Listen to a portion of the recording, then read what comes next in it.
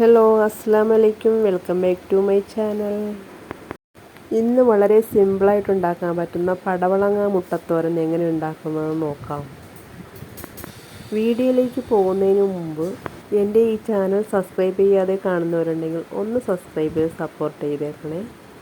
Video ഇഷ്ടപ്പെടുകയാണെങ്കിൽ like button ഒന്ന് click ചെയ്യാൻ മറക്കരുതേ. ആദ്യം നമുക്ക് ഈ തോരത്തിനൊന്ന് അരച്ചെടുക്കാം. അതിനായിട്ട് മിക്സിയുടെ ജാറിലേക്ക് 1/4 കപ്പ് തേങ്ങ ഇട്ട് കൊടുക്കാം.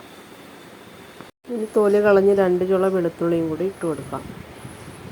ഇനി 2 പച്ചമുളകും കൂടി ഇട്ട് കൊടുക്കാം. ഇനി 1/4 ടീസ്പൂൺ മഞ്ഞൾപ്പൊടിയും കൂടി ഇതിലേക്ക് ചേർത്ത് കൊടുക്കാം. ഇനി ഇതൊന്ന് മൂടി വെച്ച് ക്രഷ് ചെയ്തെടുക്കാം. ഇതിപ്പോൾ ഇവിടെ ക്രഷ് ചെയ്തെടുത്തിട്ടുണ്ട്.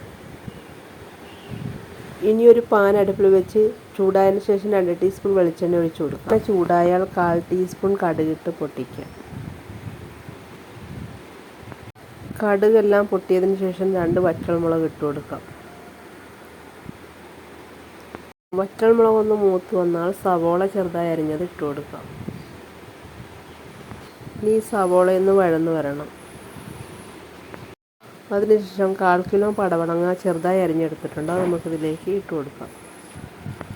നന്നായിട്ടൊന്ന് വഴന്നതിന് ശേഷം മൂടി വെച്ചൊന്ന് വേവിച്ചെടുക്കാം. ഇപ്പോൾ പടവളങ്ങയൊക്കെ നന്നായിട്ട് വെന്ത് കിട്ടിയിട്ടുണ്ട്. ഇനി ഇതിലേക്കൊരു മുട്ട പൊട്ടിച്ചൊഴിക്കും.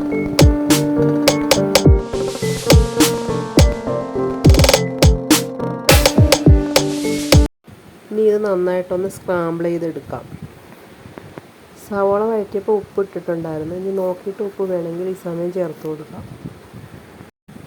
ഇപ്പോൾ ഇത് നന്നായിട്ട് സ്ക്രാമ്പിൾ ചെയ്തെടുത്തിട്ടുണ്ട്. ഇനി നമ്മൾ നേരത്തെ ക്രഷ് ചെയ്ത് വെച്ച അരപ്പ് ഇതിലേക്ക് ഇട്ട് കൊടുക്കാം. എന്നിട്ട് ഇതെല്ലാം കൂടെ നന്നായിട്ടൊന്ന് മിക്സ് ചെയ്യാം.